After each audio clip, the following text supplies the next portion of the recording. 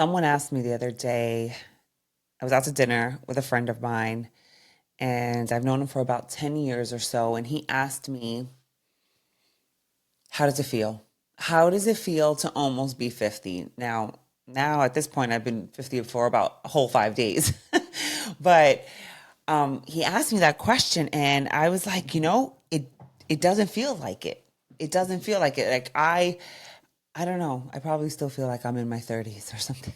I feel great. I feel really good. They say the 40s are great and then the 50s get even better or whatever it is that they say. So we'll see. But um, other than me feeling like I need to lose 5 pounds, I feel healthier in my mind. I feel the most confident I've ever been. I feel all of those things. This episode, we are talking all about the 5 things I wish I would have known earlier. The 5 things I wish I would have known sooner. And we are going to get raw and I'm going to be as vulnerable as possible. So let's get into it.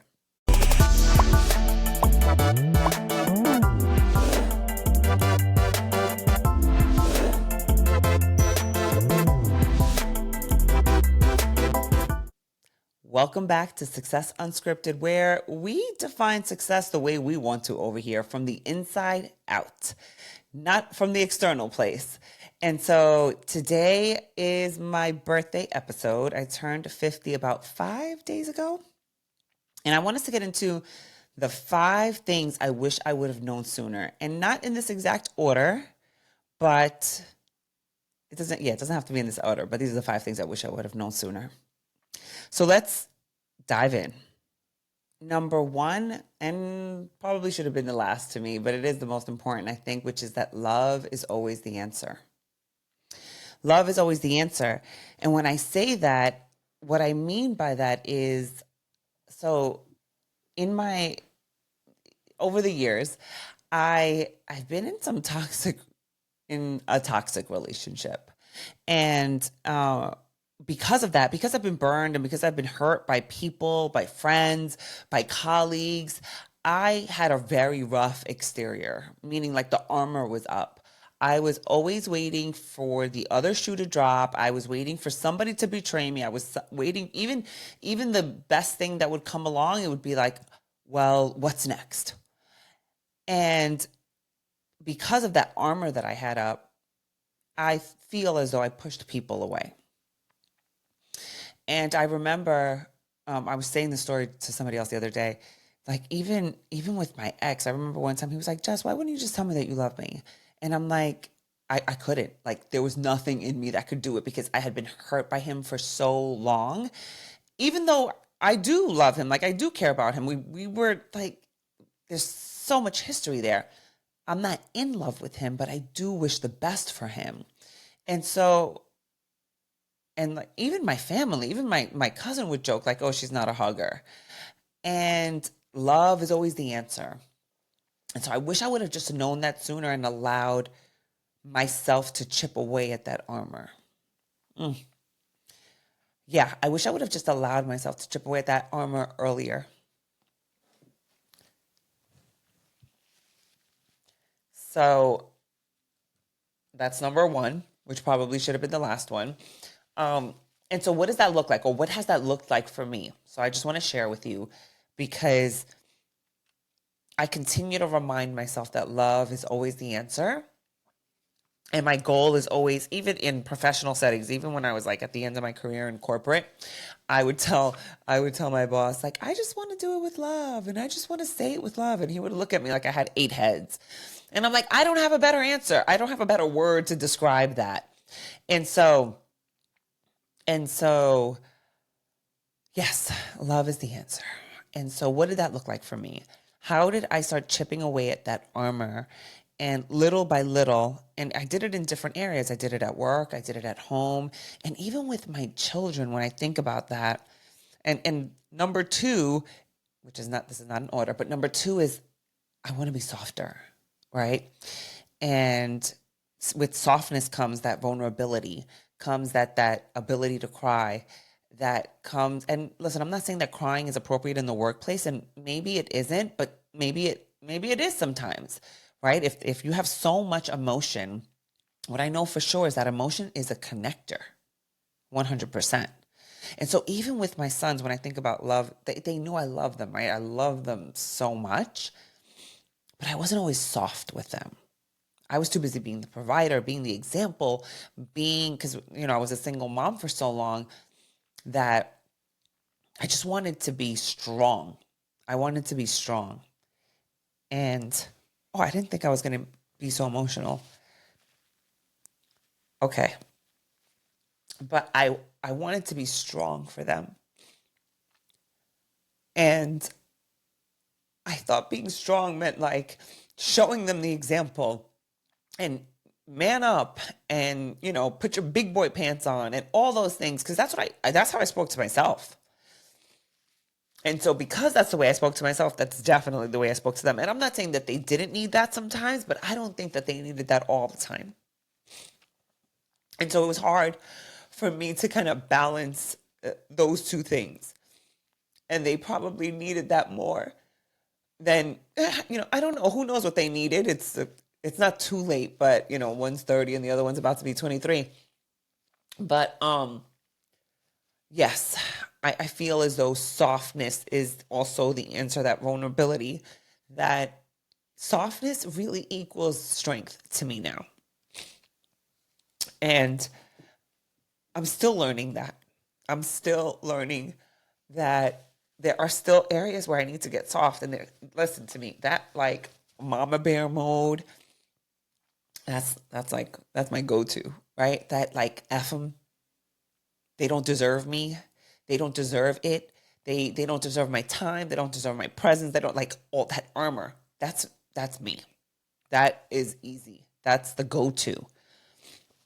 And so the older I get, the more I realize that your power is really in your softness. And that's where it truly lies. And that's where the connection is. And that if love is always the answer, then the first person we have to love on is ourselves. And I continue to learn that about me.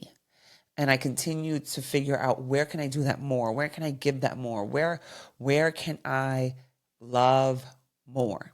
And that doesn't mean you allow people to take advantage of you. Because if you are loving you first, then we go to what I have written down here, number 5. So number 1 is love is always the answer. Number 2 is softness is your strength. Being soft is your strength. That's number 2. And then this is not in order, but I wrote it down here. And then number 5 would be releasing. Right? So if love is always the answer, which I believe it is, and if your softness is your strength, that does not mean that you allow people to step all over you. Because releasing is receiving. And that is so powerful. The more we can release the people, the thought processes, the things, everything, then we'll receive more. And that was such a hard lesson for me that I learned over and over and over and over again, because I'm a Taurus, and Taurus earth signs, we're loyal as hell to a fault. To a fault. Yeah, and that was me. And it was a really, really, really hard lesson to learn. And I say it was a hard lesson to learn, not necessarily anyone else's fault, but my own. And the more I release, the more I receive. And the more I release, the more I receive. And it's a lesson that I continue to learn. It's a lesson that I continue to remind myself about, whether that be colleagues, even still to this day, whether that be people, things, definitely thought process. Like, is that an old thought pattern, or is that something that's going on right now? It's like a question I ask myself often. And so I just want to go back to like the way I got here, which is understanding that love is always the answer. And I just want to go back to, what did that look like? Because I know that I work with a lot of high achieving people that are so freaking hard on themselves. And that was me. If I got feedback that I didn't like, it was like, no, don't worry about it. I'm going to prove to you that you're wrong. That's not soft. That's not loving on you. right? And so the more you can be softer with yourself, and that's the best place to start is with you. So love is always the answer. Softness is where your strength is. That's where your vulnerability lies. That's where connection lies. And then releasing. One question I often ask my guests is, what do you have to release to get to that next level of you? What do you have to release to get to that 2.0 version of you? What is it that you need to release? A question you should be repeatedly asking yourself. What do you have to release? We're jumping around my list here. The third is, I was playing small. I was playing so small. I remember, I don't know how many years ago this was. It was a very long time ago, and like maybe '06 or '05. Somebody asked me, it was a colleague, like, what are you doing in this business? Like, you're too good for this business. And I didn't think anything of it. I was just like, he's crazy. Um, and then I've gotten a lot of, when I look back at the themes that I've had along the way, I remember someone on my team was like, Jess, you know what I love about you? It's just like, you're just you, and you're just so good to people, and you're not like, you're not like conceited, and you're not, I forgot what it was, but um, just like a lot of little comments like that. And I would just let them brush off. I wouldn't take them as like, I am good to people. Like, I do love on people. And like, I just wouldn't really take it as anything. And I continued to say I wasn't good enough. Like, I needed to continue. I would never say I wasn't good enough per se, but I would say things like, I still had to prove to them I belong here. I had to do more. I needed to learn more. Meanwhile, people that were doing half or less than me were getting more than me because they were out there like, no, I got this shit. Like, I'm good. And I was over here playing small, playing small. And I often ask myself, even till this day, where am I still doing that? Where am I still not being audacious? Where am I still, where are there areas that I still need to show up bigger and with more of my opinion? And just do things that are still in my head. I want you to ask yourself that. Where are you still playing too small? Where are you not saying the thing, doing the thing, asking for the thing? Where is it? A question I'm still asking myself till this day. And there are things that I haven't asked for. There are things that I haven't done. There are things that I haven't said. But no, and this year we're figuring it out. This year we're stepping into bigger things. We're asking for more. We're putting ourselves more on Front Street, right? Like that fear of rejection. That's usually why we don't ask for what we want, because there's some fear there. So again, that's one of the things I'm trying to release.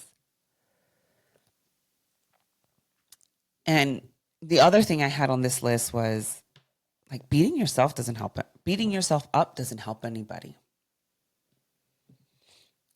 Beating yourself doesn't help anyone. And I was really good at that. I was really good at that. Like, I just always thought I did everything wrong, right? Which in a way kind of helped me like want more. like, I would work really hard because I had to have like the income of two people. And maybe I wasn't doing this right, so I would go work really hard at something else. And so I would beat myself up definitely about the wrong thing that I said. I could have been a better friend. I could have been a better mom. Like, I was beating myself up for that one for eons, like for years. And what's interesting about that one is that Eckhart Tolle says that when someone like criticizes you, if you are upset about it, it's because that's what you believe about you. And so I found that interesting when I first read I think it's The New Earth by Eckhart Tolle, one of my favorite books. I was like, damn, he's right. He's right because my son's father, right, to like piss me off, he would say that. He would say some version of that, like that I wasn't being a good mom or that I wasn't a good mom or whatever. And then, of course, Mother's Day came around and he'd be like, you were the best mom ever. And you're the best mom I know. But he would say that and I would get so upset and so hurt. And it wasn't until one day I was like, number one, when he's not angry at me, he would never say anything like that. Or when we're not fighting or he's not wanting like to bother me, he would never say anything like that. And I know I was a good mom. Now, again, I could have been a lot softer, 100%, but I was the best I could possibly be in providing them. I took them, we went on vacation all the time, and I would make them hang out with me, right? We'd have like little excursions and we would go everywhere together. And I showed them a lot of love. I definitely could have been softer, 100%. But I know that I was doing the best I could possibly do. And when I truly believed that, there wasn't anything he could say to me that would ever bother me or anyone. And when I think about, I use that as an example, and I'm using him as a reference, but we actually have a very good relationship these days. But I say that to say every time somebody says something that bothers me, I ask myself, where do I believe that about me? Where do I believe that about me is the question I start asking myself. Because if it's bothering me, then I must believe it about me. Because if you told me today that I wasn't a good mom, that would never bother me. But if you tell me something else and it's like bothering me, then that means I believe that about me. Because you can't tell me anything that I don't believe about me that would bother me. So every time somebody says something about you that you get offended about or that you're bothered about, the question you have to ask you is, do you believe that about you? And if you don't, who cares what they say? When I started thinking about it like that, I was like, okay, then it's always about me. I remember very, very early on when I started doing all this work on myself, I was speaking with someone and they said, wait a second, are you trying to tell me everything is about me? I'm like, yes, it's annoying. I know it's annoying, but yes, everything is about us. And so whenever I'm upset with someone else, I'm like, okay, what do I have to learn about me? Whenever somebody bothers me, what do I have to learn about me? Whenever it's something that I'm not in control of, it's something like it's an area for me to learn about me. Every single person in my life, I believe, is an opportunity for me to learn about me. And when I started thinking about it that way, everything became easier. Everything became easier. Every relationship became easier. Every time I needed to let go of something, it became easier. Everything became easier. Now, I'm not saying that everything is easy all the time, but a large amount of what I was going through became a lot easier because it became more about curiosity than blaming. It became more about curiosity than feeling bad about myself or beating up myself. It became more about curiosity, like where does that live in me and how can I release that? So now I'm not beating myself up anymore. Now I'm not mad anymore. Now I'm not like blaming anymore. Now I'm just like in curiosity. And so some of the things that I did, right? This is the awareness I had. Love is the answer. Soft is strong. I'm playing small. Stop beating yourself up. That's not helping anyone. And releasing is receiving. Those are all like awareness that I had. And so what are some of the things that I did? I meditated. And I remember very early on, years ago, I was getting on a conference call and I forgot what happened or who was on there, but there were a lot of, executives on there and they were like, Jess, you just seem so happy today. I'm like, oh yeah, I meditated this morning. And they were like, what? I could never meditate. I said, I used to feel the same way, but I do it now and it makes me feel great. So that's one of the things I did. And if you don't know how to meditate or you don't feel like you could meditate, listen, I get it. I had a million things going on. I was in corporate sales. I was working from home since 2007. I was on all the time. I would take my computer to family functions. And if you needed me, I was there. Like work, work, and work. And then the kids, all the time. And so I I really I really decided that I was going to meditate because of the science behind it, because it was making me feel better, because I wanted to be less frustrated. I was done feeling the way I was feeling. I was done. And I needed to do something different. And so I chose. I made a decision. I made a decision I had already been in therapy for many years. I made a decision to try something new. And that was meditating. And that was getting a coach. And that was going on retreats. And my external people, they felt it. I felt it internally. But they felt it because they started telling me that. And even my family members started telling me, there's something different about you. Like I was calmer. They couldn't pinpoint, they didn't know exactly what it was, but they felt the difference. They felt the difference. They would tell, and I would be like, oh my God, really? You feel it? Because I feel it. Meditating. One of the newer things that I've put into my pot or my tool belt or my toolkit was breath work. And so I've been doing breath work for over a year now. And it's another like amazing, a lot of science behind it. You could do the research, a lot of science behind it on how breath work can really change your life. So if you haven't tried those things, definitely try it. That's why on my retreats, we work on professional, personal, and spiritual healing. Because for me, I had trauma in all those areas. Not so much on the spiritual side, a little bit. But if I am not spiritually aligned, I feel like something is off. And I definitely had trauma personally, 100% still. And I had trauma professionally. And so I worked on healing those areas. And I continue because it's like, it's a never ending, it's annoying because it never ends, but it's beautiful because it never ends. And so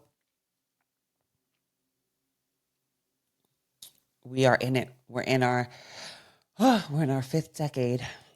We're in it. And they tell me it's beautiful and it's fun and it's amazing. And so I'm ready for it. I'm ready for it. Lord knows that I partied like I was turning 30. I partied like I was turning 30, but I figured I deserved it, right? Why not? Why not? I come from a long line of partiers, not going to lie. Not going to lie. But I feel the most content with me than I ever have. I feel the happiest. And I wish that I could bottle this up and give it to everybody much sooner. My 40s was an amazing decade of massive shifts and transformation. And so I'm excited what 50s have to do for me. Very excited about it. And, I released shitting on myself. I probably, I guess because I had a kid at 19, I really didn't do that to myself much. But I feel really content and I feel really happy. And I'm excited. I'm excited to see what 50s have in store for me. So if you took anything away from this episode, Lord knows I was a little emotional in the beginning. And this is actually the third time I've recorded my birthday episode, and each time it was completely different. So we'll see if the audio in this one works. This one is the one that's meant to be. But thank you so much for hanging out with me. Thank you so much for subscribing. If this resonates with you, please go ahead and share it with someone. Please go ahead and share the episode, the show. Success from the inside out. That's what I believe is the most important. I know plenty of people that have a lot and are still not happy. And so when we start working on our mindset, on where does the pain, the anger feel in our body, meditating, releasing the thought process, the thought pattern, finding the right people to be around,